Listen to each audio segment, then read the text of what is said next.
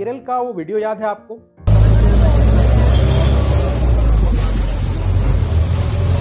हाँ, वही वीडियो जिसे एक लड़की ने बस में रिकॉर्ड किया था, जहां ये दिखाया गया था कि एक आदमी उसके बॉडी को गलत तरीके से टच करने की कोशिश कर रहा है। अब उसके अगेंस्ट एक नई मुहिम केरल में स्टार्ट हुई, जहां लोग बसों में कार्टन पहन कर सफर कर रहे हैं।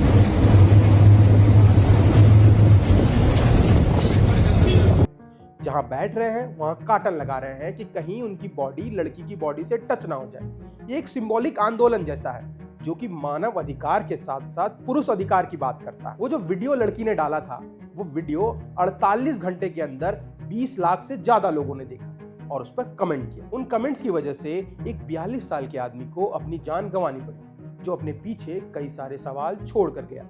सवाल कि कैसे वायरल वीडियो एक आम आदमी की जिंदगी को बर्बाद कर सकता है। सवाल कि सोशल मीडिया मॉब लिंचिंग क्या होती है। तो पहले मैं आपको पूरी खबर बता देता हूँ। 35 साल की सिंजिथा मुस्तफा, जो कि इंडियन यूनियन मुस्लिम लीग की सदस्य भी है, साथ में सोशल मीडिया इन्फ्लुएंसर है, ने पिछले सप्ताह बस में रिकॉर्ड किया हुआ वीडियो पोस्ट किया, जिसमें उन्होंने 42 साल के दीपक के खिलाफ सबूत के तौर पर पेश किया था, जिन पर उन्होंने स्तन पर कोहनी मारने का आरोप लगाया था। और जैसे ही यह वीडियो सोशल मीडिया पर वायरल गया, लोगों ने तीव्र प्रतिक्रिया पेश की, जिनमें से कई सारे लोग दीपक को भला बुरा कह रहे थे, और जिसका नतीजा ये हुआ कि 2 दिन के बाद उसने आत्महत्या कर ली। पर यह पहली बार नहीं हुआ है। हमारी सोसाइटी ऐसे कई सारे उदाहरणों से भरी पड़ी।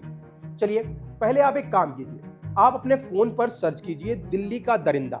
क्या आता है मैं बता देता हूं आपको। नाम आता है सरबजीत सिंह बेदी का, और आपको उनकी पूरी कहानी शायद पता होगी। नहीं पता है तो मैं आपको शॉर्ट में बताता हूं। सेंट स्टीफंस की एक छात्रा जसलीन कौर ने सरबजीत सिंह बेदी पर आरोप लगाया था उत्पीड़न का और गाली गलौज का। उसके बाद सोशल मीडिया पर हमेशा की तरह क्रांतिवीरों ने उन्हें दिल्ली का दरिंदा उपनाम दिया। उसके बाद वो बरी हो गए। न्यायालय ने उनके ऊपर लगे सभी आरोपों को खारिज कर दिया, पर आज भी जब आप गूगल करते हैं तो उन्हीं का नाम आता है। ये सब घटनाएं ये सवाल उठाती है कि क्या आप और हम ये जो पूरी कहानी जाने बगैर वीडियो को आधार बनाकर ऐसे फैसले तक पहुंच जाते हैं, वो कहां तक सही है। अब इस पूरे मामले को समझने के लिए सबसे पहले यह समझना जरूरी है कि आज के समाज में इन्फ्लुएंसर कौन है। अब आज के टाइम में इन्फ्लुएंसर अब केवल फैशन या ट्रैवल वीडियो बनाने वाले नहीं है। आज इन्फ्लुएंसर वो हर एक आदमी है जिसके पास अटेंशन है, और वही आज की सबसे बड़ी ताकत है। आज इन्फ्लुएंसर द्वारा पोस्ट किया गया वीडियो वायरल होता है तो वो केवल उसका निजी अनुभव नहीं रहता है, वो एक सत्य की तरह एक्सेप्ट किया जाता है। और यही इस केस में हुआ। महिला ने वीडियो को सबूत के तौर पर पेश किया, और कानून की नजर में वो सबूत बनने से पहले ही सोशल मीडिया की अदालत में फैसला सुना दिया गया। यहीं पर इन्फ्लुएंसर की भूमिका पर सबसे बड़ा सवाल खड़ा होता है कि क्या इन्फ्लुएंसर को यह समझना चाहिए कि उसका कंटेंट किसी की जिंदगी तबाह कर सकता है। सिंजिथा मुस्तफा कोई साधारण व्यक्ति तो थी नहीं, क्योंकि वो एक सोशल मीडिया क्रिएटर थी, एक राजनीतिक पार्टी से जुड़ी हुई थी, यानी उनके शब्दों में वजन था।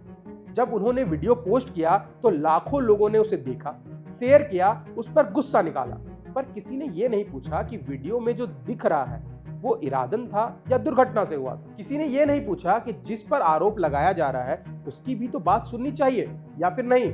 ये वही जगह है जहां इन्फ्लुएंसर समाज को जानकारी देने के बजाय भीड़ को दिशा देने वाले बन जाते हैं। और जैसे ही वीडियो फैला, दीपक की पहचान पब्लिक हो गई। उसका नाम, उसका चेहरा, उसकी छवि सब सोशल मीडिया पर उछाले जाने लगे।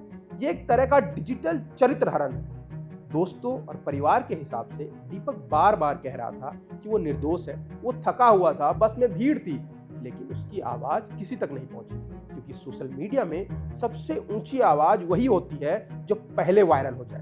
दीपक के मामले में भी यही हुआ। समाज ने उसे क्रिमिनल मान लिया, और एक आम आदमी जिसके पास ना तो कोई बड़ा प्लेटफॉर्म था, ना ही डिजिटल ताकत, वो इस मानसिक दबाव को सहन नहीं कर पाया।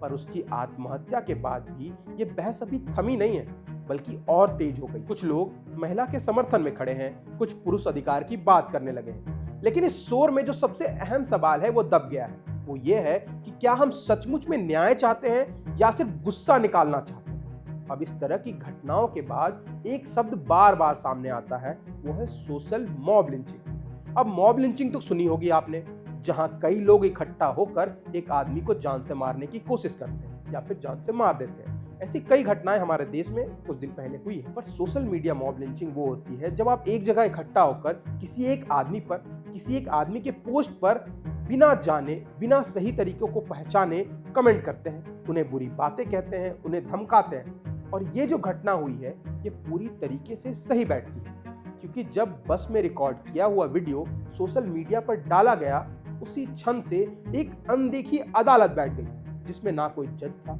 ना वकील, ना गवाही की प्रक्रिया, लेकिन फैसला देने वाली एक डिजिटल भीड़ मौजूद थी। इस भीड़ ने वीडियो देखते ही तय कर लिया कि आरोपी ही दोषी है और उसी पल से उसकी सामाजिक सजा शुरू हो गई। इस केस में सोशल मॉब लिंचिंग की शुरुआत उस समय होती है जब वीडियो को सबूत मानकर उसे बड़े पैमाने पर शेयर किया जाता है और वीडियो के साथ जो आरोप लगाए गए थे उन्होंने लोगों की भावनाओं को भड़का दिया।